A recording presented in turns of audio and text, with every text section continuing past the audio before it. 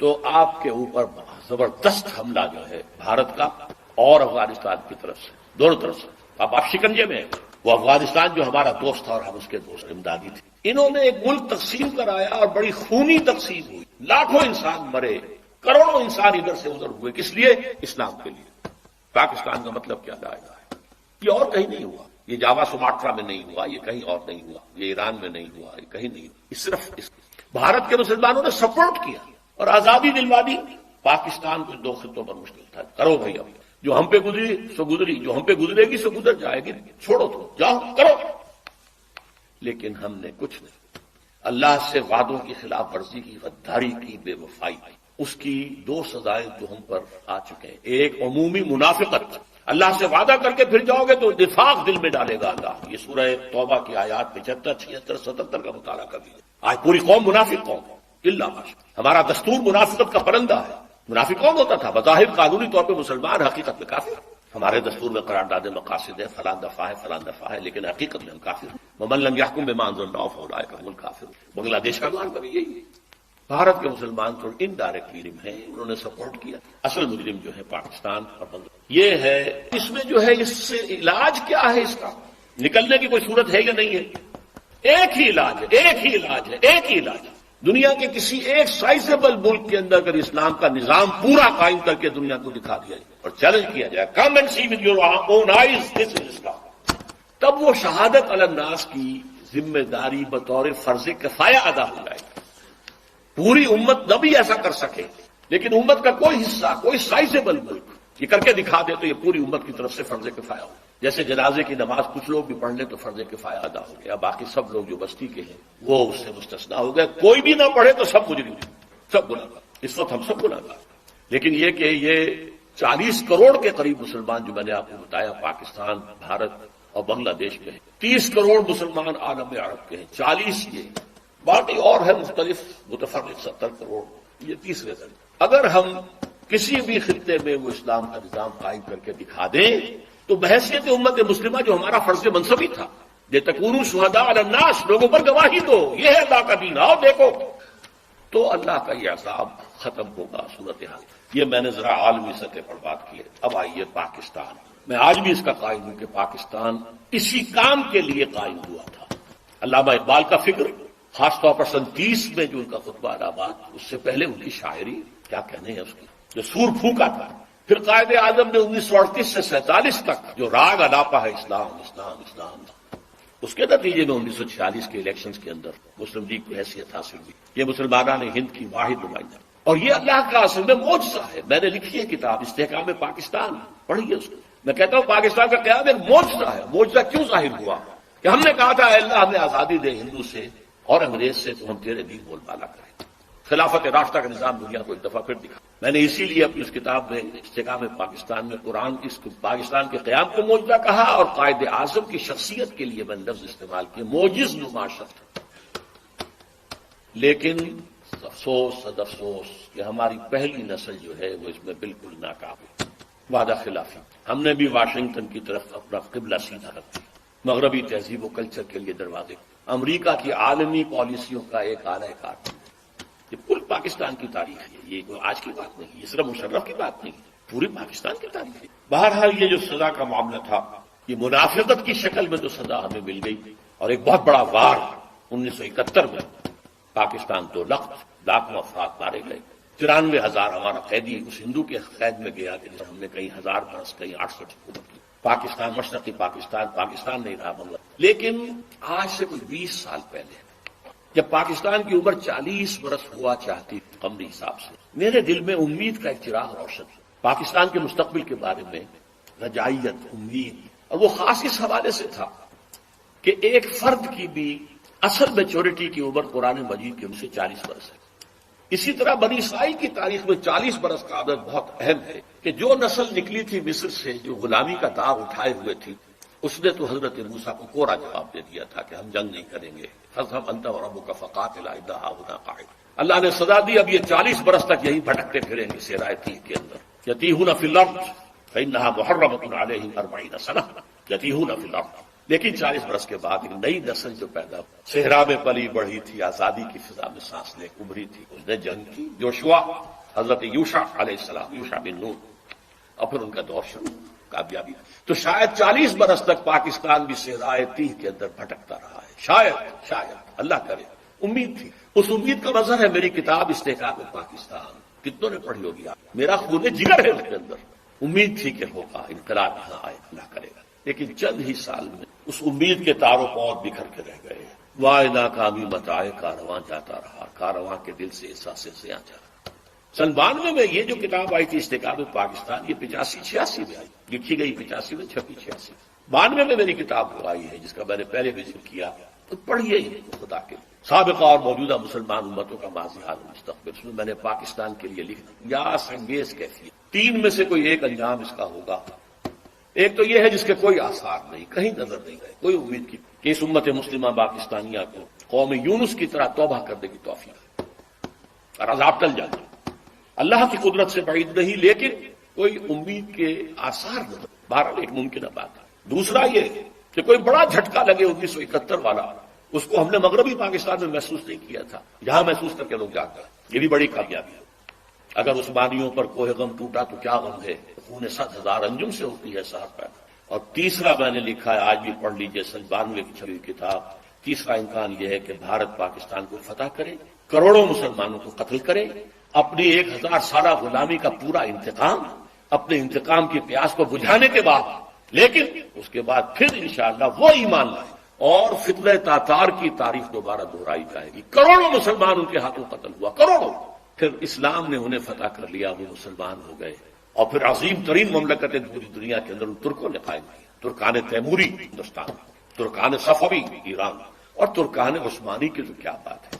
Anatolia سے شروع ہو کر ترکی جو ہے اس کا بھی ایشیائی حصہ صرف ان کے پاس تھا، پھر جو ان کا فتوحات ہوئی ہے، یورپ کا تقریباً آدھا مشرقی یورپ ان کے تحت ہے۔ آیا فتنہ تاتار کے افسانے سے فاصبہ مل گئے کعبے کو سنگ، وہی جو قاتل تھے، سفاک تھے، پورے شہر کے لوگوں کی آبادی کو قتل کر کے اور ان کی گردنیں علیحدہ کر کے، ان گردنوں کو، سروں کو، سریوں کو جمع کر کے ایک پہاڑی کی شکل دے کر اس کے اوپر تخت جما کر ایک تاتاری وحشی سردار شراب پیا۔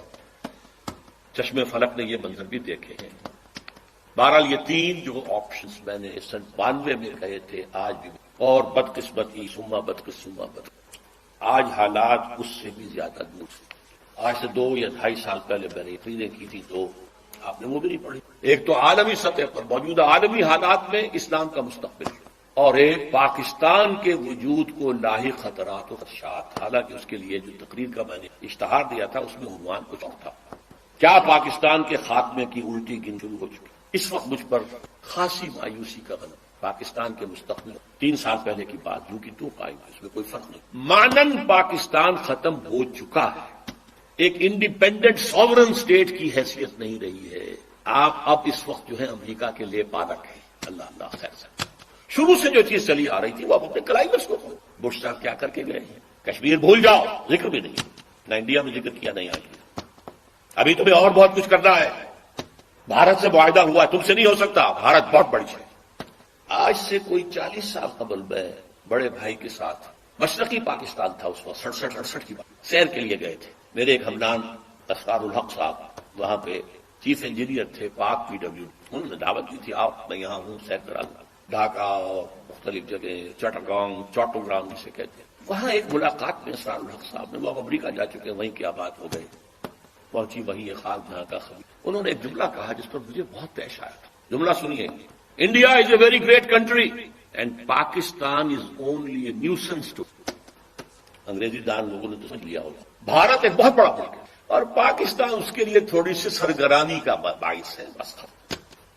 آج یہ جملہ 100% آپ کے نگاہوں میں، اگر آنکھیں بند کیے رکھیں تو اور بات ہے، اگر حالات کے رخ کو نہ پہچاننا چاہیں، لگے رہے اپنے دھندوں میں، کاروبار میں، اللہ خیر سلام، ورنہ صورتحال یہ الٹی گنتی شروع ہو چکی۔ لیکن اس سب کے باوجود ابھی امید کا چراغ میرا گل نہیں، مدھم پڑ گیا ہے، ٹمٹما رہا ہے، لیکن میرا ایک جو امید کا سہارا ہے وہ 400 برس کی تاریخ ہے بھارت کی، ہندوستان کی، جس کے کوئی منطقی تقاضے نظر آتے ہیں، اور مستقبل کی پیشین گوئیاں ہیں محمد رسول اللہ صلی اللہ علیہ وسلم۔ تو یا ماضی میں روشنی نظر آتی ہے یا مستقبل، حال میں نہیں کچھ۔ We have been cut to size, اور جو تھوڑا سا شوشہ چھوڑا ہے مشرف صاحب نے کہ میرا جو چین کا دورہ تھا وہ اس مقصد کے لیے تھا، وہ بیلنس کرنے کے لیے گئے تھے۔ اول تو چین آپ کو گھاس ڈالے گا نہیں، ابھی طویل عرصے تک اس کا ارادہ کنفرنٹیشن کا ہے ہی نہیں، وہ اپنی اکانومی کو ڈیولپ کرنے میں لگا ہوا۔ ثانیاً اگر آپ کی کوئی پیش رفت ہو گئی تو آپ کے اوپر زبردست حملہ جو ہے بھارت کا اور افغانستان کی دونوں طرف سے، اب آپ شکنجے میں ہیں۔ وہ افغانستان جو ہمارا دوست تھا اور ہم اس کے دوست امدادی تھے، کرزئی کے بیانات سنیے، یہ کون ہز ماسٹرز وائس ہے، وہ یہ اس کی بات نہیں ہے، یہ بش کی بات ہے۔ بش نے کچھ باتیں یہاں آ کے کرنی تھی، کچھ باتیں پہلے ہی پہنچا دی تھی تھرو کرزئی۔ آج سے 2-3 مہینے پہلے ایک انٹرویو چھپا تھا اکرم ذکی صاحب کا، جو ڈپلومیٹ بھی رہے ہیں اور بیوروکریٹ بھی رہے ہیں، یہ قومی ڈائجسٹ میں ان کا انٹرویو چھپا تھا اور انہوں نے یہ کہا تھا لکھ کے رکھ لو، ان قریب بھارت پاکستان پر بہت بڑا حملہ۔ اگر ذرا بھی محسوس ہوا کہ چائنا اور پاکستان اور قریب آ رہے ہیں تو یہ کانٹا پھر نکال دینا پڑے گا، یہ تو پھر بہت بڑی بات بن جائے گی، یہ تو کانٹا ہوگا پھر درمیان۔ بہرحال اس کے باوجود میں آپ سے کہہ رہا ہوں امید ہے کہ شاید کوئی معجزہ اللہ تعالیٰ کے پاکستان کا قیام بھی معجزہ تھا اور پھر تاتاریوں کا معجزہ کچھ تھا، اب بھی معجزہ ہو سکتا ہے، تاتاریوں کی تاریخ جو ہے دہرائی جا سکتی ہے، اور پھر لیکن اسی خطے سے اسلام کا احیاء ہوگا، چاہے ہمارے کروڑوں مر جائیں اور اس کے بعد ہندو مسلمان ہوں۔ اور یہ پیشن گوئی شاہ ولی اللہ دہلوی کی ہے کہ ایک وقت آئے گا کہ ہندوستان کی اونچی ذات کے لوگوں کی اکثریت اسلام قبول کرے۔ دیکھیے ہمارے ذہن میں خیال بھی آتا ہے تو نچلی ذات کا، شیڈیولڈ کاسٹ کا، شودروں کا، نہیں، اونچی ذات کے ہندوؤں کی اکثریت جو ہے اسلام قبول کرے۔ اب آئیے آخری کلائمیکس، یہ تو حالات ہیں، تاریخ کا رخ ہے، جا رہا ہے، پاکستان کدھر جا رہا ہے میں روک نہیں تھا، آپ روک نہیں، ہماری جو بھی غلطیاں ہیں، کوتاہیاں ہیں، وعدہ خلافیاں کی کیا سزا ہمیں ہے، ہم اس کے مستحق ہیں، ہم کو شکوہ نہیں کر سکتے۔ ذوالقرنین اصل میں ایران کے بادشاہ تھے اور ایران اس وقت 2 ملکوں میں اوپر میں منقسم تھا۔ اب بھی اگر ابھی کبھی نقشہ دیکھیں گے تو ایک علاقہ جو ہے ایران کا وہ تو ہے جو خراسان کا حصہ ہے، جو اصل ایران ہے اس کو بھی جو سمجھیے 2 حصوں میں، ایک پارس پرانا کہلاتا تھا جس سے فارس کا لفظ بنا ہے، اور دوسرا مادہ تھا، میڈیا یا مادہ۔ تو یہ ایک شخص ایسے ابھرے کہ جنہوں نے ان دونوں کو ملا کر ایک حکومت بنایا، اور وہاں سے سلطنت ایران کا جو یوں سمجھیے کہ جو ان کا ایک سنہرا دور ہے اور ان کی عظمت و سطوت جس کی کہ وہ بہت زیادہ جس پر فخر کرتے ہیں، اس لیے کہ ایرانی قوم بڑی نیشنلسٹ ہے، نسل پرست ہے، ان کے اندر اپنی تاریخ پر، اپنی روایات پر جو ہے وہ بہت ان کو فخر ہے۔ تو وہاں سے وہ دور شروع ہوا اور انہوں نے پھر اس علامت میں کہ میں نے 2 ملکوں کو جوڑ کر ایک بنایا ہے، اپنے تاج کے اندر 2 سینگ لگا لیے تھے، اور وہ جو ہے ذوالقرنین یہ لقب ان کا ہو گیا تھا۔ اس کے حوالے سے سوال کیا گیا اور اس کے بارے میں تفصیل جو اگلے رکوع میں آئے گی۔ وَيَسْأَلُونَكَ عَنْ ذِي الْقَرْنَيْنِ قُلْ سَأَتْلُو عَلَيْكُم مِّنْهُ ذِكْرًا صدق اللہ العظیم۔ ذوالقرنین کے بارے میں آپ کو بتا چکا ہوں کہ ان کا نام تاریخ میں جو مشہور ہے وہ خسرو یا سائرس، اور انہی سے اصل میں ایران کی عظمت کے دور کا آغاز ہوا تھا۔ چنانچہ تقریباً میں سمجھتا ہوں کہ شاید 25-30 سال پہلے کی بات ہے، جب شہنشاہ ایران اس وقت جب کہ ان کی بادشاہت جو ہے وہ بڑے عروج پر تھی، انہوں نے 2500 سالہ برسی منائی تھی انہی خسرو کی، سائرس کی۔ ان کی قبر جو ہے مقبرہ وہ دریافت ہو گیا تھا، اور وہاں پر ان کا ایک مجسمہ بھی دریافت ہوا تھا کھدائی پر، اس مجسمے میں وہ 2 لگے ہوئے تھے، سینگ بھی۔ اس موضوع پر سب سے پہلے مولانا ابوالکلام آزاد مرحوم نے جو اپنی ترجمان القرآن کے نام سے انہوں نے مختصر ترجمہ اور تفسیر لکھی ہے، اس میں بڑے تفصیلی نوٹس لکھے ہیں۔ سب سے پہلے اہل علم کے حلقے میں ان کے بارے میں جو معلومات ہیں وہ ان کے ذریعے سے آئی، اب یہ تقریباً یونیورسلی ایکسیپٹڈ ہے۔ پھر سوال پیدا ہوتا ہے کہ ان سے کیا دلچسپی یہود کو تھی، تو وہ بھی سمجھ لیجئے کہ نبوکدنضر نے 587 قبل مسیح میں حملہ کیا تھا فلسطین پر، اور نبوکدنضر عراق کا بادشاہ۔ اس مڈل ایسٹ کو ذہن میں رکھیے کہ میڈیٹرینین کے بالکل ساتھ ہے ملک شام، اور شام ہی کا ایک علاقہ فلسطین ہے۔ اس وقت جو ہے یہ فلسطین اور اسرائیل اور شرق اردن اور ویسٹ بینک اور لبنان، یہ سب مل کر جو ملک بنتے ہیں، در حقیقت یہ شام عرب ہے، یہ شام ہے۔ پھر اس کے مشرق میں یہ عراق عرب یا عراق ہے، اور اس کے مشرق میں پھر ایران ہے۔ تو عراق کا بادشاہ تھا جس نے حملہ کیا تھا یروشلم پر، تباہ و برباد کیا اور ان کو قیدی بنا کر لے گیا۔ کیپٹیوٹی کا دور ان کا تقریباً 150 برس کا ہے۔ لیکن اس عرصے میں ایران میں یہ شخصیت ابھری خسرو کی یا سائرس کی۔ اس نے پھر فتوحات کا دائرہ شروع کیا، تو سب سے پہلے عراق کو فتح کیا، بیبیلونیا کو، اور یہاں پر جو یہ اسیر تھے یہودی، ان کو اجازت دے دی کہ تم واپس جاؤ، اپنا یروشلم آزاد کرو، اپنے جا کر آباد کر لو دوبارہ۔ تو گویا کہ یہ محسن ہیں، ان کے ذوالقرنین جو ہے ان کے محسن ہیں، جن کی وجہ سے کہ جن کے ذریعے سے اللہ تعالیٰ نے انہیں بیبیلونیا یعنی عراق کی کیپٹیوٹی جو ان کی اسارت کا دور تھا اس کو ختم کیا، آزادی ملی، اور پھر یہ واپس آئے۔ حضرت عزیر علیہ السلام کے ساتھ قافلہ آیا ہے، اور وہ تقریباً پھر انہوں نے آ کر یہاں اثر نو اس شہر کو بھی آباد کیا، اور ہیکل جو ہے حضرت سلیمان علیہ السلام کا بنایا ہوا جو عبادت خانہ تھا اس کو دوبارہ تعمیر کیا۔ اس اعتبار سے ذوالقرنین جو ہے وہ ان کی تاریخ میں ایک معروف شخصیت۔ تاریخ سے معلوم ہوتا ہے کہ انہوں نے پھر ایران کی پہلی حکومت کو کنسولیڈیٹ کر کے پارس اور مادہ کو ملا کر ایک سلطنت ایران بنائی۔ پھر ان کی فتوحات کے 3 دائرے ہیں، مغرب کی طرف میڈیٹرینین تک پورا علاقہ فتح کر لیا، مشرق میں پھر یہ ہمارا جو مکران تک کا علاقہ ہے، یہ سارا کا سارا علاقہ ایران کے ساتھ ہی ملتا ہوا ہے، بلوچستان، مکران، یہ پورا علاقہ انہیں فتح کیا۔ ایک مہم ان کی شمال کی طرف گئی، بحیرہ کیسپین جو ہے، اور ادھر سے جو وہ بلیک سی ہے، بحیرہ اسود، ان دونوں کے درمیان جو پہاڑی سلسلے ہیں، یہ شمال کی طرف جو ہے تیسری مہم گئی۔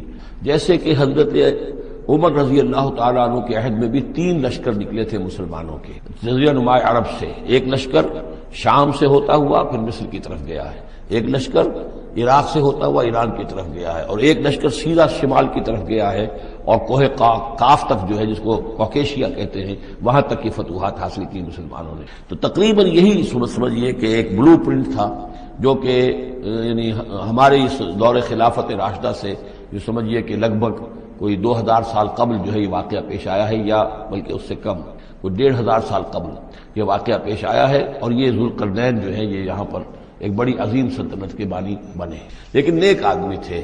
اور معلوم یہ ہوتا ہے کہ یہ اصل میں جو کہانیاں ہیں یہ ان کے داستانیں ہیں کہ ان کو قتل کیا جانا تھا، یہ کہیں شہزادے تھے کسی چھوٹی سی مملکت کے، اور وہاں سے ان کو کسی نے بچایا کسی طریقے سے، اور پھر یہ صحرا میں رہے روپوش، اور وہاں کسی نبی کی تعلیم سے ان کو آشنائی ہوئی ہے۔ ہو سکتا ہے کوئی اسرائیلی نبی ہی کی تعلیم ہو، یہ بھی ہو سکتا ہے کہ زرتشت جو ہیں وہ بھی کوئی اللہ کے نبی ہوں اور ان کی تعلیم ان تک پہنچی ہو، لیکن خود ان کا کردار جو قرآن پیش کر رہا ہے وہ بہت ایک نیک مومن صالح ایک بندہ مومن اس کا کردار ہے۔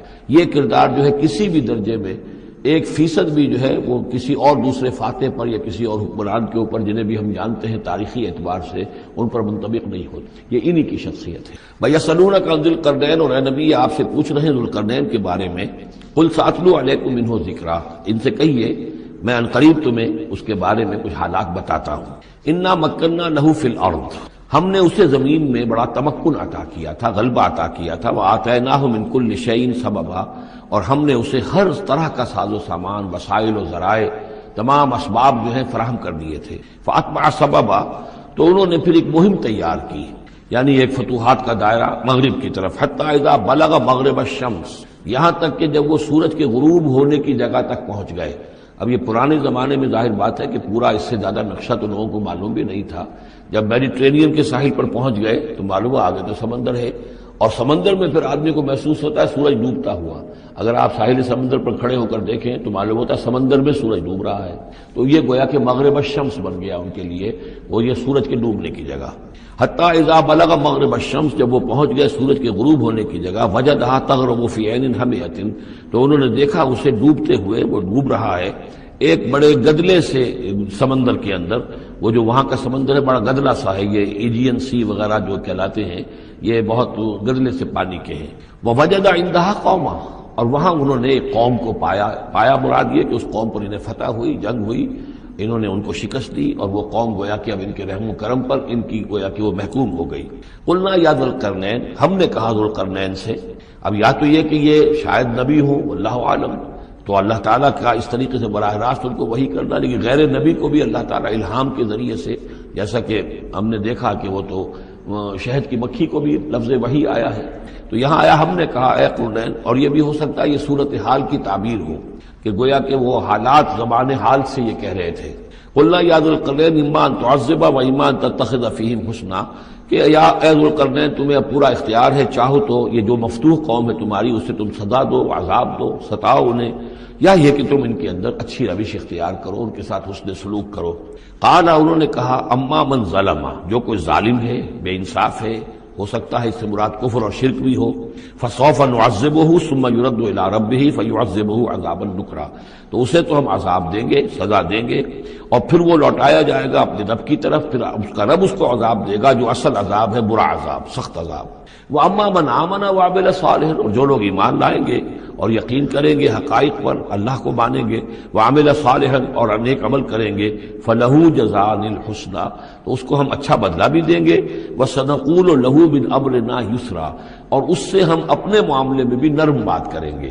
یعنی یہ کہ ان سے ٹیکس اگر لینے ہیں تو نرمی کے ساتھ لیں گے، جو مفتوحہ ممالک کے ساتھ معاملہ ہوتا ہے تو ہم ان کے ساتھ نرمی کا سلوک کریں گے جو ایمان لے آئیں گے. ثم اتبع سبابا، مغرب کی طرف سے فارغ ہو کر پھر اب یہ مشرق کی طرف گئے، پھر انہوں نے ایک اور مہم کا بندوبست کیا.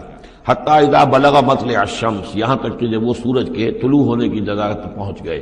اب یہ جہاں تک تاریخی طور پر ثابت ہے وہ صرف مکران کے علاقے تک اتنی دور تک آئے ہیں، واللہ عالم. ہو سکتا ہے کہ مکران کے ساحل پر کھڑے ہو کر بھی انہیں محسوس ہوا ہو کہ بس اب یہ سورج جو ہے غروب ہو رہا ہے یا طلوع ہو رہا ہے وہاں سے. مطلع الشمس، تو وہاں جب پہنچے وجدہا تطلع علی قوم لم نجعل لہم من دونہا سترا، تو انہوں نے پایا اس کو کہ وہ طلوع ہوتا ہے ایک ایسی قوم پر کہ جس کے لیے ہم نے آفتاب سے کوئی اوٹ نہیں رکھی ہے. یعنی یہاں کے جو قبائل تھے، گیڈروسیا وغیرہ یہ کہلاتا تھا اس زمانے کے اندر، یہ وحشی قبائل تھے، ان کو ابھی چھت بنانے کا فن نہیں آیا تھا. یعنی گھر جو ہوتے تھے وہ صرف دیواریں کھڑی ہوتی تھیں کہ جو خالی پلاٹ ہے زمین کا اس میں یہ دیوار کھڑی ہے، یہ میرا گھر ہے، تمہارا گھر ہے، لیکن گھر میں چھت وغیرہ کا بھی کوئی تصور ان کے ہاں نہیں تھا. ظاہر بات ہے کہ چھت ڈالنا جو ہے یہ تو ایک تمدن کے ارتقاء کے دور کی علامت ہے. تو وہ بغیر کسی سورج کے سائے کے وہ اپنی زندگی گزارتے تھے. کذالک، ایسا ہی ہوا وہاں بھی، یعنی جو پہلے ہوا تھا کہ یہاں بھی معاملہ وہی ہوا کہ اللہ تعالیٰ نے اختیار مطلق انہیں دیا، فتح دی، لیکن انہوں نے یہاں بھی یہی کہا کہ جو نیک لوگ ہوں گے ان کے ساتھ ہم نرمی کریں گے اور جو شریر ہوں گے ان کو سخت سزا دیں گے. وقد احطنا بما لدیہ خبرا، اور ہمیں پوری طرح معلوم ہے کہ جو وہاں اس کی خبر ہوئی اور جو بھی حالات وہاں گزرے، جو ماجرا وہاں ہوا. ثم اتبع سببا، اب یہ تیسری آ رہی ہے. ثم اتبع سببا، پھر اس نے ایک اور مہم تیار کی، یہ شمالی مہم ہے. حتی اذا بلغ بین السدین، یہاں تک کہ جب وہ دونوں پہاڑوں کے درمیان پہنچ گئے، دو سد، دو دیواروں کے درمیان پہنچ گئے. تو یہ سمجھ لیجئے بحیرہ کیسپیئن داہنی طرف ہے، مشرق میں بحیرہ اسود، بحر اسود، اس کے درمیان یہ سلسلہ کوہ ہے اور یہ پیرلل چلتے ہیں دو، اور ان کے درمیان سے پھر وہ درے ہیں کہ جن میں سے ہو کر شمالی علاقے سے جو وحشی قبائل تھے وہ آ کر یہاں حملہ کرتے تھے، تاخت و تاراج کرتے تھے، لوٹ مار کر کے چلے جاتے تھے، جن کو یاجوج ماجوج کہا گیا ہے.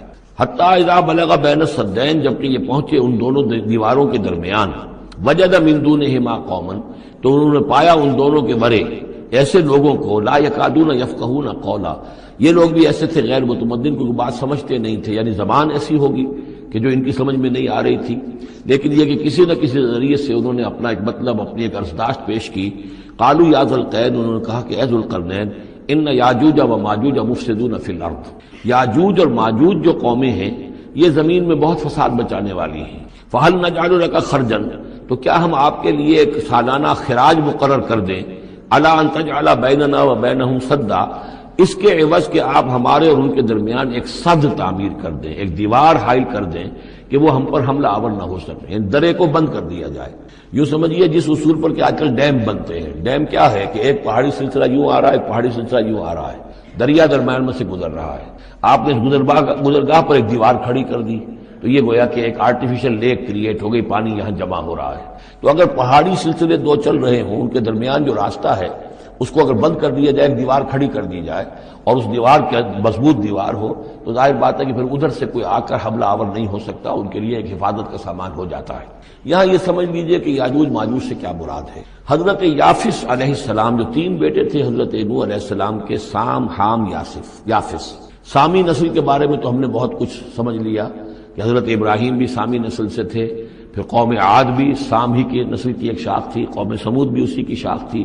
یہ تمام جو ہے یہ تو سیمیٹک ریسز ہیں. حضرت یافس کی اولاد نے یہ سینٹرل ایشین ماؤنٹینز کا جو سلسلہ ہے اس کو کراس کیا اور شمال میں چلے گئے، اور شمال میں جا کر دائیں بائیں پھیل گئے. پھر یہ میدان ہے، ٹنڈرے کے میدان اور فلانے میدان اور بڑے بڑے کھلے میدان ہیں. تو گویا کہ ایشیا کو درمیان میں جو سلسلہ کوہ تقسیم کر دیتا ہے، ایک شمالی حصہ ہے، ایک اس کا اس کے جنوبی حصہ ہے. یہ شمالی میں چلے گئے اور جا کر پھر پھیلے. پھیلنے میں وہ مشرق کی طرف آئے تو چین اور ہند چینی تک یہ ساری قومیں جو ہے یہ یلو ریسز یہ انہی کی نسل سے ہیں، اور مغرب میں چلے تو روس، اور روس سے ہو کر روس کے ساتھ ملتا ہوا علاقہ اسکینڈینیوین کنٹریز کے ساتھ، پھر وہاں سے وہ اتر کر اور یورپ کے بھی جو یہ مغربی ممالک ہیں اینگلو سیکسنز جو ہیں یہ بھی در حقیقت اسی سے اسکینڈینیوین کنٹریز سے اترے ہوئے لوگ ہیں۔ تو یوں سمجھ لیجئے کہ ویسٹرن یورپ اور ایسٹرن یورپ کا بھی خاص طور پر شمالی علاقہ، اور پورا یہ روس کا علاقہ، اور پورا صحرائے گوبی، اور پورا چین، اور وہاں تک جو ہے ہند چینی تک، یہ یافس کی نسل ہے۔ یافس کے جن بیٹوں کے نام تورات میں آئے ہیں، کئی نام ہیں، وہ کوئی ایک دو نہیں، ان میں گوگ اینڈ میگوگ بھی ہے، توبال بھی ہے، موسک بھی ہے۔ موسک ایک شخص کا نام ہے، اور موسکو ہو سکتا ہے کہ اسی نے آباد کیا ہو اور وہیں سے وہ نام بنا ہو۔ توبال اور بالٹک سی جو ہے اس ایریا کے اندر جو ہے بالٹک سٹیٹس، توبال ان کے ایک بیٹے کا نام تھا، یہ تورات کے اندر نام دیے گئے ہیں۔ گوگ اینڈ میگوگ، جاجوج ماجوج، یہ بھی انہی کے بیٹوں کے۔ یہ تمام اقوام جو ہے یہ وحشی ہیں، اور یہ تاخت و تاراج کرنا، لوٹ مار کرنا، یہ ان کا طریقہ ہے، اور ان کا ہے ذکر جو یہاں پر ہو رہا ہے۔ یہ جو سیلاب آیا تھا، کولونیل سیلاب جو ہم پر آیا تھا، جس میں کہ یہ اینگلو سیکسنز تھے، یہ سب کے سب جو ہیں یہ اسی نارڈک ریسز سے ہیں، یہ بھی یاجوج اور ماجوج کی نسل ہیں۔ ایک سیلاب ان کا آ چکا ہے جو آیا تھا یورپ کے سے نکل کر، یہ کولونیل سیلاب آیا اور پوری دنیا کے اوپر چھا گیا تھا، ایشیا اور افریقہ کو انہوں نے فتح کیا، کولونائز کیا۔ اب اگرچہ ان کی وہ بساط ایک دفعہ تو لپیٹ دی گئی ہے، وہ واپس چلے گئے ہیں، انڈائریکٹلی ہم پر حکومت کر رہے ہیں۔ ابھی ان کے جو ملٹی نیشنلز ہیں ان کے ذریعے سے، یا بینکوں کے ذریعے سے، IMF کے ذریعے سے، ورلڈ بینک کے ذریعے سے انڈائریکٹ حکومت ہے جو نیو ورلڈ آرڈر ہے۔ لیکن یہ ہے کہ ابھی ایک اور جو سیلاب ان کا آنے والا ہے وہ آتا ہے احوال قیامت کے معاملات میں۔ آرمگڈون کے بعد جب حضرت مسیح علیہ السلام کا نزول ہو چکے گا اور یہودیوں کا خاتمہ ہو چکے گا، اور پھر یہ کہ تمام جو عیسائی ہیں وہ مسلمان ہو جائیں گے، عیسائیت ختم ہو جائے گی حضرت مسیح علیہ السلام کے آنے کے بعد، اور مسلمان اور عیسائی مل کر ایک ملت بن جائیں گے، سب مسلمان ہوں گے۔ اس کے بعد آخری سیلاب پھر آنا ہے جو اس کے خلاف، وہ احادیث میں آتا ہے، پھر وہ یاجوج اور ماجوج کا ہوگا۔ اور میرے نزدیک یہ یاجوج اور ماجوج جو ہے وہ ایسٹرن علاقے سے آئیں گے، چائنا وغیرہ سے، ہند چینی سے۔ آرمگڈون جو ابھی ہونی ہے فوری طور پر بڑی جنگ، اس میں یہ لوگ جو ہے بیٹھے رہیں گے، یہ جنگ میں حصہ نہیں لیں گے۔ یہ مڈل ایسٹ میں جنگ ہوگی، یورپین پاور ساری ہوں گی، کرسچین پوری طاقتیں ہوں گی، اور ادھر جو ہے مسلمان ہوں گے، اور حضرت مہدی جو ظاہر ہوں گے، جو اللہ تعالیٰ ایک عنایت کرے گا مسلمانوں کو لیڈر عرب کے اندر، وہ پیدا ہوں گے، مجدد ہوں گے، اور ان کے ذریعے سے عرب کے اندر ایک اسلامی حکومت بھی قائم ہوگی۔ لیکن ان کے لیے مدد کے لیے خراسان کے علاقے سے فوجیں آئیں گی، مشرق سے آئیں گی، اور یہ علاقہ جو ہے وہ ہے جو ہمارے قریب ہے، اور ہم بھی اسی علاقے میں ہیں۔ اللہ تعالیٰ ہمیں توفیق دے کہ یہاں وہ ہم پہلے اس نظام میں خلافت قائم کریں، تاکہ یہاں سے پھر فوجیں جائیں اور حضرت مسیح کے ساتھ ہو کر اور حضرت مہدی کے ساتھ ہو کر عیسائیوں اور یہودیوں کے ساتھ جنگ کریں، اور بالآخر پھر یہ کہ پوری دنیا میں اسلام کا بول بالا ہوگا۔ لیکن جب یہ ہو چکے گا، اس کے بعد ایک سیلاب پھر آئے گا یاجوج اور ماجوج کا۔ تو یہ چونکہ پوری ایک سلسلہ ہے، ایک نسلیں ہیں اس کے اندر بہت سی، تو ان میں چونکہ تفسیری اعتبار سے بہت سی باتیں جو ہے مختلف آراء بھی سامنے آئیں گی، تو میں نے جو رائے میری ہے وہ آپ کے سامنے بیان کر دی ہے۔ اس وقت میں وہ یاجوج ماجوج تھے جو ان شمالی دروں سے آ کر حملے کرتے تھے۔ الا ان تجعل بیننا و بینہم سدا، تو کیا ہم آپ کے لیے ایک سالانہ خراج طے کر دیں تاکہ آپ ہمارے لیے یہاں ایک سد تعمیر کر دیں، ایک بند باندھ دیں یہاں پر۔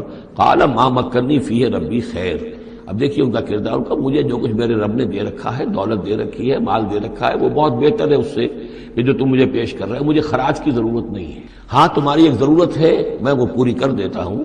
فاعینونی بقوت، مجھے مین پاور فراہم کرو، باقی ساری سامان جو ہے میں فراہم کر لوں گا، لیکن بہرحال اس کو بنانے کے لیے، دیوار بنانے کے لیے، اور دونوں پہاڑوں کے درمیان اتنی بڑی جو سد تعمیر کرنے کے لیے جو مین پاور چاہیے، اعینونی بقوت، تو محنت کے ذریعے سے، مین پاور کے ذریعے سے میری مدد کرو۔ اجعل بینکم و بینہم ردما، میں ان کے اور تمہارے درمیان ایک موٹی دیوار بنا دوں گا۔ آتونی زبر الحدید، لاؤ میرے پاس تختے لوہے کے۔ حتی اذا ساوا بین الصدفین، یہاں تک کہ جب دونوں جو اونچانے تھیں اس کے درمیان کا پورا علاقہ پر ہو گیا، بھر گیا، وہ لوہے کے تختے جو ہیں اس کے اندر بھرے جا رہے ہیں۔ حتی اذا ساوا، برابر کر دیا دونوں بھانکوں تک پہاڑ کی، قال انفخوا، اب ان کا کہ آگ جلاؤ اس کے نیچے، وہ دہکا دی بھٹی جس سے کہ اب وہ لوہا گرم ہوا اور لوہے کی تختے جو ہیں وہ گرم ہو گئے۔ حتی اذا جعلہ نارا، جبکہ وہ سارے کے سارے لوہے کے جو تپ گئے خود اور سرخ ہو گئے، قال آتونی افرغ علیہ قطرہ، تو کہا لاؤ میرے پاس پگھلا ہوا تانبا کہ میں اس کے اوپر انڈھیل دوں۔ تو اس طریقے سے گرین فورس کنکریٹ سے بھی 10 گنا سمجھیے مضبوط شے انہوں نے بنا دی کہ اس میں لوہا اور پھر لوہا سیسا یا تانبا پلایا ہوا، تو اس طریقے سے ایک بڑی مضبوط دیوار قائم کر دی۔ اس دیوار کے جو آثار اب بھی موجود ہیں، دیوار تو موجود نہیں ہے، یہ داریال اور دربند کے درمیان یہ کشادہ راستہ ہے اب بھی، یہ ویسٹ کوسٹ جو ہے کیسپین کا اس کے ساتھ، اس کی لمبائی 50 میل اور اس کی اونچائی 29 فٹ اور 10 فٹ چوڑی یہ دیوار تھی جو اس وقت بنی ہے، یعنی جس طریقے سے کہ بنتے ہیں بڑے بڑے بند، ان سے بھی بڑی یہ چیز صد تعبیر کی گئی ہے۔ السد العالی کہلاتا ہے اسوان ڈیم جو ہے، جو مصریوں نے بنایا تھا، بہت بڑا ڈیم، السد العالی، اونچی دیوار۔ تو ہمارے ہاں یہ تربیلا اور منگلا یہ سب کیا ہے، یہ اسی طرح کے ڈیم ہیں کہ پہاڑی سلسلے آ رہے ہیں، دریا جا رہا تھا، وہاں آپ نے دیوار کھڑی کر دی، پانی رک گیا اور وہ جھیل بن گئی۔ فَمَسْتَطَاعُوا أَن يَظْهَرُوهُ، تو انہوں نے کہا کہ اب یہ لوگ نہ تو یہ اس کے اوپر سے آ سکیں گے، اس کو نہ چڑھ سکیں گے، وَمَا اسْتَطَاعُوا لَهُ نَقْبًا، نہ اس میں کوئی سوراخ لگا سکیں گے، نقب لگا سکیں گے۔ قَالَ هَذَا رَحْمَةٌ مِّن رَّبِّي، یہ سب اتنا بڑا کارنامہ کر کے بھی انہوں نے کہا یہ سب رحمت ہے میرے رب کی طرف سے، میرا کوئی کمال نہیں، یہ سب اللہ کی طرف سے ہے۔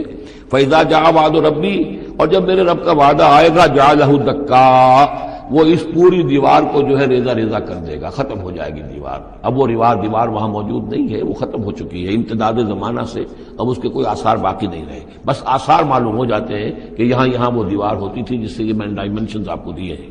وَكَانَ وَعْدُ رَبِّي حَقًّا، اور میرے رب کا وعدہ جو ہے وہ حق ہے، سچ ہے، پورا ہو کر رہے گا۔ وَتَرَكْنَا بَعْضَهُمْ يَوْمَئِذٍ يَمُوجُ فِي بَعْضٍ، اب جب یہ وقت آئے گا اللہ تعالیٰ کا قیامت کا وقت، تو ہم چھوڑ دیں گے اس روز ان کو، یہ ایک دوسرے میں گتھم گتھا ہو جائیں گے۔ یہ جو کچھ ہونے والا ہے قرب قیامت سے پہلے، جس قسم کے لشکر آنے ہیں اور جیسی جنگیں ہونی ہیں، اور یہ جو یاجوج ماجوج جب آئیں گے تو آتا ہے احادیث کے اندر کہ پورے دریا اور پورے سمندر پی جائیں گے، ہر چیز کھا جائیں گے، اور یہ معلوم ہوتا ہے کہ چینیوں کے ہاں تو خاص طور پر سانپ بچھو جو شے ہو، کتا بلی، ہر شے چٹ کر جائے، کوئی شے نہیں چھوڑتے۔ اور میں سمجھتا ہوں کہ شاید آدم خور بھی ہو یہ کہ کسی وقت میں جب ان کو ضرورت پڑے تو آدمی کو بھی کھا جائیں، جو کتے کو، بلی کو، سانپ کو، بچھو کو، ہر چیز کو کھا جائے۔ تو ان لوگوں کا معاملہ جو ہے واقعتاً یہ جب ابھی تو ذرا رکے ہوئے ہیں، کنٹینڈ ہے ایک طرح سے، لیکن ایک وقت میں ان کا بند کھلے گا۔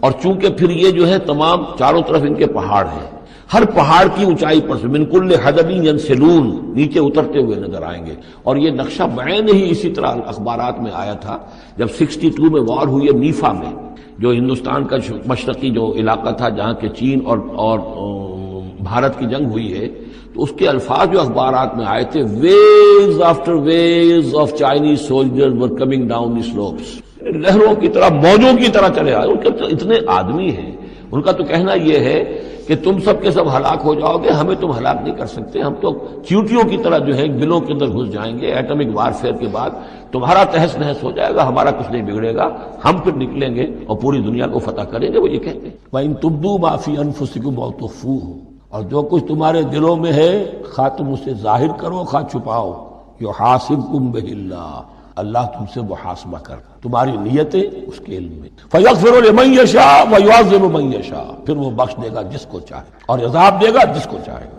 اختیار مطلق اللہ کے ہاتھ میں۔ وَاللَّهُ عَلَى كُلِّ شَيْءٍ قَدِيرٌ، اور اللہ ہر چیز کی قدرت رکھتا ہے۔ آمن الرسول بما انزل الیہ من ربہ والمؤمنون، ایمان لائے رسول صلی اللہ علیہ وسلم اس چیز پر جو نازل کی گئی ان کی جانب ان کے رب کی طرف سے، اور ایمان لائے صاحب ایمان۔ کل آمن باللہ وملائکتہ وکتبہ ورسلہ لا نفرق بین احد من رسلہ، ہم اس کے رسولوں میں سے کسی کے مابین کوئی تفریق نہیں کرتے۔ وقالوا سمعنا واطعنا، وہ کہتے ہیں ہم نے سنا اور مانا۔ غفرانک ربنا، ہماری درخواست ہے پروردگار تیری بخشش مانگ، اے اللہ ہم تجھ سے سوالی ہیں، تجھ سے طلب کرتے ہیں، درخواست کرتے ہیں تیری مغفرت کر۔ وإلیک المصیر، اور تیری ہی جانب لوٹ جانا۔ لا یکلف اللہ نفسا الا وسعها، اللہ تعالیٰ نہیں ذمہ دار ٹھہرائے گا کسی جان کو مگر اس کی وسعت کے مطابق۔ یہ بہت بڑے فضل و کرم والی آیت ہے، جیسے میں نے کہا تھا میگنا کارٹا جو ہے انسانی حقوق کا، کہ اجیب دعوت الداع اذا دعان، جہاں بھی مجھے کوئی پکارے، جب پکارے میں اس کی پکار سنتا ہوں، قبول کرتا۔ ہاں فَلْيُؤْمِنُوا بِي فَلْيَسْتَجِيبُوا لِي، انہیں بھی چاہیے کہ میرا کہنا مان. دو طرفہ بات چلے گی، یک طرفہ نہیں. لیکن یہ جو آیت ہے یہ اس اعتبار سے بہت بڑی رحمت کی آیت ہے کہ اللہ تعالیٰ کے ہاں وہ اندھے کی لاٹھی والا معاملہ نہیں ہے کہ تمام انسانوں سے محاسبہ ایک ہی سطح پر. اللہ جانتا ہے کس کی کتنی وسعت ہے، اور وسعت کن چیزوں سے بنتی ہے. آپ کو کوئی اور جین ملے ہیں، مجھے کوئی اور جین ملے ہیں، انہیں کوئی اور جین ملے ہیں. ان جینز کی اپنی اپنی خصوصیات ہیں، خصائص ہیں، پراپرٹیز ہیں، لیمیٹیشنز ہیں. آپ کو کوئی اور ماحول ملا، اسے کوئی اور ماحول ملا، اسے کوئی اور ماحول ملا. تو hereditary factors multiplied by environmental factors, ان دونوں سے ایک شخصیت کا حیولہ بنتا ہے انسان کا. اس شاکلہ کے اندر اندر آپ کو محنت کرنی ہے. اللہ جانتا ہے کس کا شاکلہ وسیع تھا، کس کا شاکلہ تنگ تھا، کس کے جینز اعلیٰ تھے، کس کے جینز ادنا تھے، کس کے ہاں ذہانت زیادہ تھی، کس کے ہاں جسمانی قوت زیادہ تھی. جو بھی کچھ اس نے دیا ہے، جس کو وہاں ہم نے رکھا اس کو وہاں رکھا، اس نے وہاں تعلیم پائی، اس نے یہاں تعلیم پائی. جو بھی انوائرمنٹل فیکٹرز آئے ہیں، جو بھی جینیٹک فیکٹرز آئے ہیں، سب اللہ کے علم میں. ان سب کو ملحوظ رکھ کے اللہ حساب دے گا.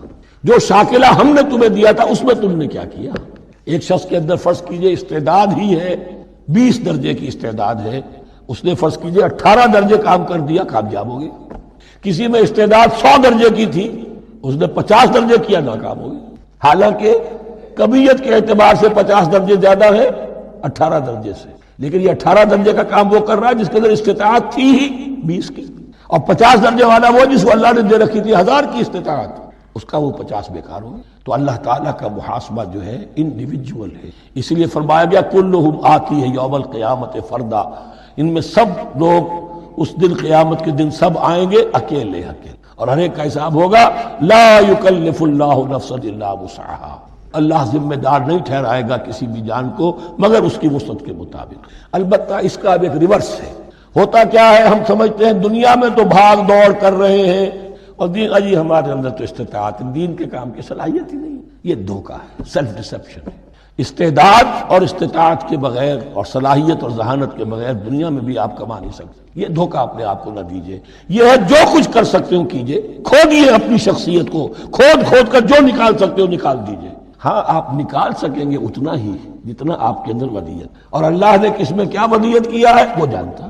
اس کا حساب لینا جو ہے محاسبہ وہ اس پر ہے کہ جو اس نے تمہیں دیا ہے. لا یکلف اللہ نفسا الا وسعها لها ما کسبت وعلیہا ما اکتسبت. اسی جان کے لیے ہے جو اس نے کمایا، اور اس کے اوپر وبال بنے گا جو اس نے برائی کمائی. اب وہ آخری دعا آ گئی، جامع ترین اور عظیم ترین دعا ہے قرآن مجید. ربنا لا تؤاخذنا ان نسینا او اخطانا. اہل ایمان کے راستے پر، عمل صالح کے راستے پر مقدور بھر، امکان بھر اپنی شخصیت کے کونوں کھدروں میں سے بھی نکال کر، اپنی ریزیڈول انرجیز کو بھی نکال کر اللہ کی راہ میں لگا لیں. لیکن اس کے بعد بھی کوئی غرہ نہ ہو، کوئی غرور نہ ہو، کوئی اپنی محنت پر، اپنی نیکی پر، اپنی کمائی پر، اپنے کارناموں پر کہیں انسان دھوکہ نہ کھائے. کیفیت کیا رہنی چاہیے؟ وہ یہ ہے تواضع، عجز ان کے ساتھ. ربنا لا تؤاخذنا ان نسینا او اخطانا. اے رب ہمارے ہم سے مواخذہ نہ کیجو اگر ہم بھول جائیں یا ہم سے خطا ہو. خطا یہ ہے کہ آپ نے اپنی امکانی حد تک تو نشانہ ٹھیک لگایا تھا، نشانہ خطا ہو گیا، ٹھیک ہے کوئی بات نہیں، آپ کی نیت صحیح تھی. ایک اجتہاد کرنے والا اجتہاد کر رہا ہے، امکانی حد تک اس نے کوشش کی ہے کہ صحیح رائے تک پہنچے، لیکن خطا ہو گئی، اللہ معاف کرے گا. تو بھول چوک پر، یہ بھول چوک خطا جو ہے، چوک صحیح ہے بالکل لفظ اس کے لیے، چوک جانا، نشانہ چوک گیا. تو اے پروردگار جو بھی ہم سے سرزد ہو جائے، غلطی ہو جائے بھول کی وجہ سے یا خطا کی، اس پر معاوضہ نہ کی. ربنا ولا تحمل علینا اصرا کما حملتہ علی الذین من قبلنا. اے اللہ تو نے بڑے بڑے بھاری بوجھ ہم سے پہلے لوگوں پر ڈالے. ربنا ولا تحملنا ما لا طاقت لنا به. اور اے رب ہم پر وہ بوجھ نہ ہم پر عائد کی جو ہم پر ڈالیو جس کی کہ ہمارے اندر طاقت نہ ہو. واعف عنا، ہم سے درگزر فرما، ہمیں معاف کرتا رہے. واغفر لنا، ہماری خطاؤں کی پردہ پوشی. ورحمنا، اور ہم پر رحم فرما. انت مولا، تو ہمارا مولا ہے، والی ہے، ہمارا پشت پناہ ہے، مددگار ہے. فانصرنا علی القوم الکافرین، بس ہماری مدد فرما کافروں کے مقابلے میں. اب وہ مرحلہ آ رہا، اس کے لیے تیار ہو جاؤ. یہ سارا حصہ جو ہے در حقیقت یہ تمہید ہے غزوہ بدر. دنیا کی زندگی میں جب انسان گم ہو جاتا ہے تو در حقیقت یہی سب سے بڑی گمراہی ہے اور یہی سب سے بڑا کفر ہے. اور یہی سب سے بڑا دجل ہے کہ دنیا نے آپ کو آخرت سے غافل کر دیا، دنیا نے آپ کو اللہ سے غافل کر دیا. یہ دجل ہے اصل، دجالیت یہ ہے اصل. باقی ایک شخص دجال وہ ایک الگ جگہ ہے اپنی جگہ پر جس کا فتنہ آنا ہے. افحسب الذین کفروا ان یتخذوا عبادی من دونی اولیاء، کیا کافروں نے یہ سمجھا ہے کہ وہ میرے بندوں ہی کو میرے مقابلے میں اپنے حمایتی بنا لیں گے؟ عیسیٰ میرا بندہ ہے، کیا وہ میرے مقابلے میں آ کر تمہاری حمایت کرے گا؟ عبد القادر جیلانی میرے بندے ہیں، کیا وہ میرے مقابلے میں آ کر تمہاری مدد کریں گے؟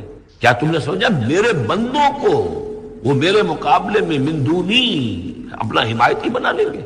انا اعتدنا جہنم للکافرین نزلا، ہم نے ایسے کافروں کے لیے جہنم کو بنا رکھا ہے ابتدائی مہمان نوازی کے لیے. ان کی مہمان نوازی ہوگی جہنم میں.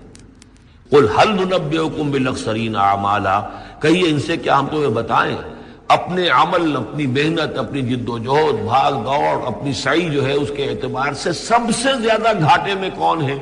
محنت تو ہر ایک کر رہا ہے، جیسے کہ حضور نے فرمایا کلو نفس یغدو فبائع نفسہ، ہر انسان صبح ہوتی ہے تو اس کے بعد سے اپنے آپ کو بیچنا شروع کر دیتا ہے، اپنا وقت بیچ رہا ہے، اپنی صلاحیت بیچ رہا ہے، اپنی انرجی بیچ رہا ہے، اپنی اور ذہانت بیچ رہا ہے.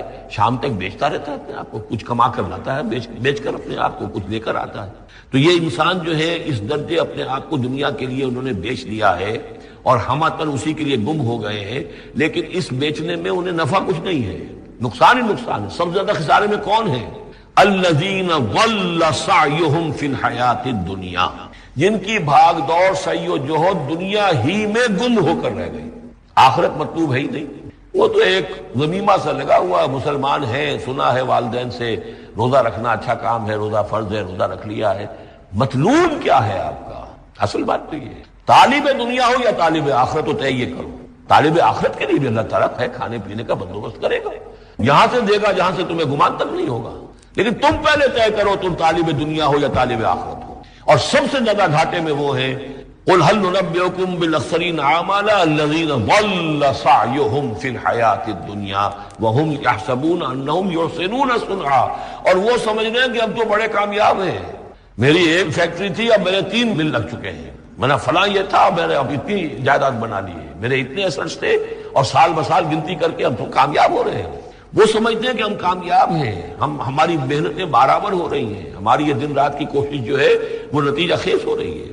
اولئک الذین کفروا بآیات ربہم، یہ وہ لوگ ہیں جنہوں نے اپنے رب کی آیات کا انکار کیا. چاہے کہتے ہو کہ ہم اللہ کو مانتے ہو، قرآن کو مانتے ہیں، لیکن حقیقتاً اگر طالب دنیا ہے تو گویا کہ وہ اللہ کی آیات کا انکار کر رہا ہے. اللہ تو کہتا ہے اصل زندگی وہ ہے، فإن الدار الآخرۃ لہی الحیوان، تم اصل زندگی اس کو سمجھے بیٹھے ہو.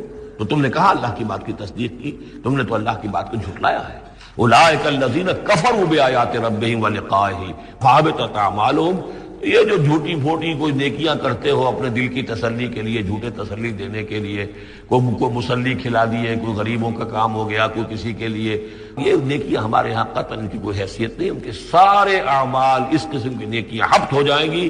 فلا نقیم لہم یوم القیامت وزنا، تو اس دن ہم ان کے لیے قیامت کے دن جو ہے کوئی ان کا وزن قرار نہیں دیں گے، یا ان کے اعمال کو تولیں گے ہی نہیں. اعمال تو ان کے تولیں گے جن میں ایمان ہو، جن میں ایمان ہی نہیں ان کا اعمال کیا تلنا ہے. فلا نقیم لہم یوم القیامت وزنا ذالک جزاؤہم جہنم، یہ وہ لوگ ہیں کہ جن کا بدلہ جہنم ہے، بما کفروا، بسبب اس کے کہ انہوں نے کفر کیا، واتخذوا آیاتی ورسلی ہزوا، اور انہوں نے میری آیات اور میرے رسولوں کو ٹھٹھا سمجھ لیا. رسول آ کر یہ کہہ رہے ہیں کہ اصل زندگی وہ ہے، یہ سمجھتے نہیں یہ ہے. مان لیا ہوگی آخرت، چلو دیکھا جائے گا، کچھ نہ کچھ تو ہے نا، کچھ نیکیاں بھی ہم نے کر رکھی ہیں اور کچھ بہرحال ہمارے بچانے والے بھی ہیں. ہم سب بھی جو ہے آخر حضور نے شفاعت ہماری کری دینی ہے. جیسے یہودی کہتے تھے کہ ہم تو یہودی ہیں تو ہم تو اللہ کے بیٹوں کے مانند ہیں، چہیتے ہیں، لاڈلے ہیں. اب وہ آخری حصہ ان الذین آمنوا، جب ان کفار کی کیفیت یہ ہے، اور کفار سے مراد یہاں پر وہ منکر نہیں ہے، وہ کفار ہیں جو حقیقت کے اعتبار سے طالب دنیا بن گیا، چاہے اس نے لیبل اسلام کا لگا رکھا ہو، مسلمانوں کا وہ بہت بڑا لیڈر ہو، قائد ہو، کچھ بھی ہو، جو طالب دنیا ہے فی الواقع وہ ہے در حقیقت کی جو اصل کافر ہے. قانوناً وہ مسلمان ہوگا، مسلمان ہو، مسلمانوں کا لیڈر ہو، وہ پیر ہو، وہ کوئی بڑا عالم ہو، کچھ بھی ہو، لیکن طالب دنیا، اصل طالب دنیا کا ہے یا آخرت کا، یہ طے کرنے والی بات ہے. ان الذین آمنوا وعملوا الصالحات کانت لہم جنات الفردوس نزلا، اس کے برعکس وہ لوگ جو ایمان لائے اور جنہوں نے نیک عمل کیے، ایمان کے سارے تقاضوں کو بھرپور طور پہ ادا کیا، یہ وہ لوگ ہوں گے جن کے لیے ٹھنڈی چھاؤں والے باغات ہوں گے، ان کے وہاں پر مہمان نوازی نزل ہوگی، نزل ابتدائی، خالدین فیہا، اس میں وہ ہمیشہ ہمیشہ رہیں گے، لا یبغون عنہا حولا، اور ان کے لیے اور پھر وہ نہیں چاہیں گے کہ اس سے ان کو کہیں اور بھیج دیا جائے۔ یعنی یہ کہ جنت ایسی جگہ نہیں ہے جہاں جی اکتا جائے۔ آپ دنیا میں تو اچھی سے اچھی جگہ کا تصور کریں، مستقل رہنا پڑے گا طبیعت اکتا جائے گی وہ، لیکن جنت ایسی جگہ ہے کہ وہاں سے پھر آدمی کہیں ٹلنا نہیں چاہے گا۔ دو آخری وہ آیات، اب یہ پھر توحید کے دو بہت بڑے خزانے۔ قل لو كان البحر مدادا لكلمات ربي لنفد البحر قبل ان تنفد كلمات ربي ولو جئنا بمثله مددا۔ یہاں اللہ کے کلمات کا ذکر ہے، کلمات سے مراد کیا ہے؟ اللہ کی ہر شے جو اس نے پیدا کی ہے اس کے ایک کلمہ کن کا ظہور ہے، کل مخلوقات اس کے کلمات ہیں۔ تو کیا کوئی انسان ہے جو اللہ کی جملہ مخلوقات کا احاطہ کر سکے؟ اگر اس زمین کا پورا سمندر جو ہے وہ سیاہی بن جائے اپنے رب کے کلمات کو لکھنے کے لیے، سمندر ختم ہو جائے گا لیکن اللہ کے کلمات ختم نہیں ہوں گے، چاہے اتنی ہی اور بھی اس کے لیے سمندر لے آئیں سیاہی بنا کر۔ قل الحمد للہ الذی لم یتخذ ولدا ولم یکن لہ شریک فی الملک ولم یکن لہ ولی من الذل وکبرہ تکبیرا۔ اب شکل کیا ہوتی ہے شرک میں؟ یا تو اللہ کو اوپر سے اتار کر نیچے لے آتے ہیں، انسانوں کی صف میں مخلوقات کی صف میں کھڑا کر دیا، یا انسانوں میں سے کسی کو اٹھا کر اور خدا کے برابر کر دیا، وہاں اس کی نفی ہے۔